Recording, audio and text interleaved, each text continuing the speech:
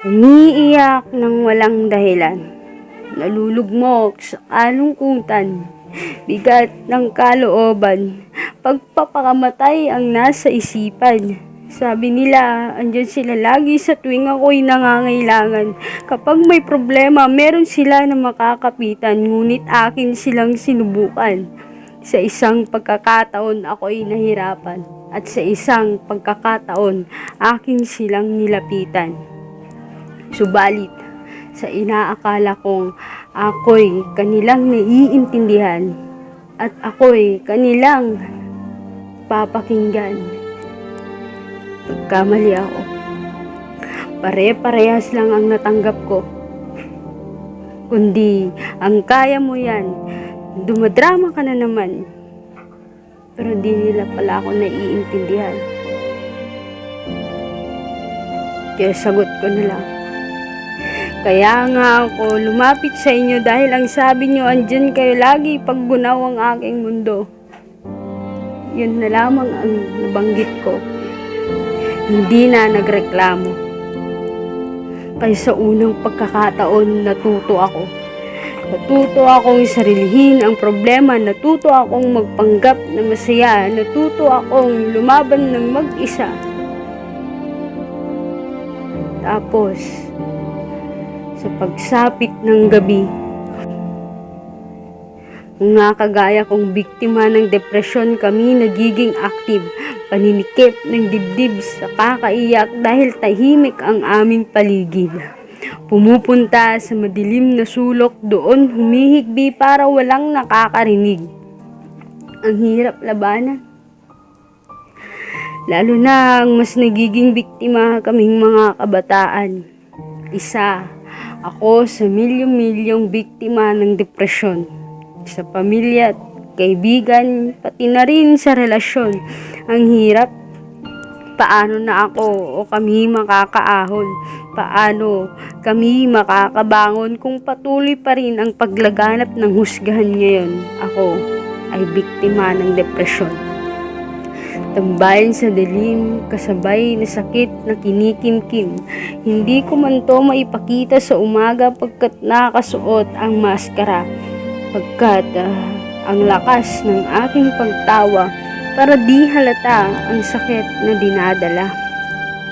Kaya't nung nahirapan na ako ng sobra, laslas, alak, at muntikang pagbigti ang alam kong solusyon sa problema. Ngunit nagkamali ako. Akala ko'y tama. Ako ay biktima ng depresyon. Lumuhod ako, pinagdikit ang mga palad, pinikit ang mga mata, nagkwento ng problema, kasabay ang pagpatak ng mga luha. Sa Panginoon ako lumapit. Panginoon, patawarin mo ako pagkat ako'y napakasamang tao. Tulungan mo ako sa mapaghusgang mundo. Ngayon, natuto akong lumingon sa Panginoon. Natuto akong pahalagahan ang panahon. Natuto akong pahalagahan ang isang pagkakataon. Ako ay biktima ng depresyon. Lumuhod ako, pinagdikit ang mga palad, ipinikit ang mga mata, inilapit ang problema kasabay sa pagtulo ng mga luha, sa Kanya na lang ako nagtiwala. At ngayon, mas tumibay pa. Ako ay biktima ng depresyon. Biktimang nagkaroon ng relasyon sa Panginoon kung kaya't ang depresyon ang naging daan para mas napalapit ako sa Panginoon.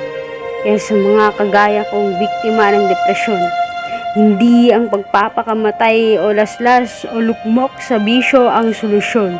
Wala kang ibang lalapitan kundi ang Panginoon. Isipin mo, napagod ka na nga sa mundong to.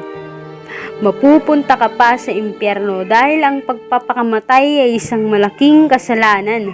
Pagkat wala tayong karapatan, ang buhay ay isang malaking utang at ang kamatayan ang siyang kabayaran. Kaya't siya lamang ang mas may karapatan na kitilin ang buhay ng bawat isa. Kaya ito na ang panahon para tanggalin sa isipan na ang sariling buhay ay bigyan ng katapusan. Kung gusto mong mamahinga at sa kabilang buhay ay maging masaya, lumaban ka't kahit nahihirapan na. Hindi lang ikaw o ako ang nakakaranas ng ganito. Lumuhod ka, pagdikitin ang mga palad, ipikit ang mga mata, sa kanya mo ilapit ang problema. Hihilumin ng sakit, patatamisin ang buhay na mapait, hayaan mo na ang mga di nang mapanlait sa kanya ka lumapit. Siya na ang bahala sa mga matang mapag-inggit. Huwag kitilin ang sariling buhay pagkat yan lang ang tangi mong maiaalay. Hindi ka din magtatanggumpay. Ikaw at ako ay biktima ng depresyon na ngayon ay natutong lumingon sa Panginoon. Nahihirapan man, kayang-kaya ng labanan.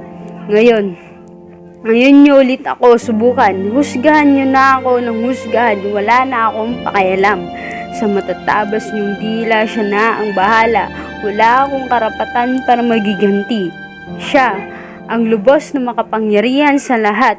Siya na ang bahala sa inyong mga labi. Hanggat ako na lang ay biktima ng depresyon na ngayon ay nakabangon sa mapagtutumba nyo noon. Mas naging matapang pa. Dahil meron akong kinapitan para muling makaahon. Siraan niyo man ako, di na apektado pagkat biktima na lamang ako sa mapanghusgang mundo. Ngunit di na magpapaapekto pagkat alam na alam ko kung sino at ano ako. At siya lamang ang mas nakakaintindi sa ugali ko. Ako ay biktima ng depresyon at ngayon nakabangon at nakahahon na nagkakaroon ng relasyon sa Panginoon. Kaya asahan niyong hindi na ako iistorbo sa inyo. Di ko na ilalapit at ikukwento pagkat natuto na ako. Sa mga nagsabing andyan lagi sa tabi ko ay kinalimutan ko na kayo. Dahil alam kong hindi kayo interesado, mga pakitang tao. Dahil alam kong ang Diyos na lamang sa akin ang totoo. Andyan lang naman kayo pag may kailangan. Yan ang tunay, hindi nyo talaga ako naiintindihan.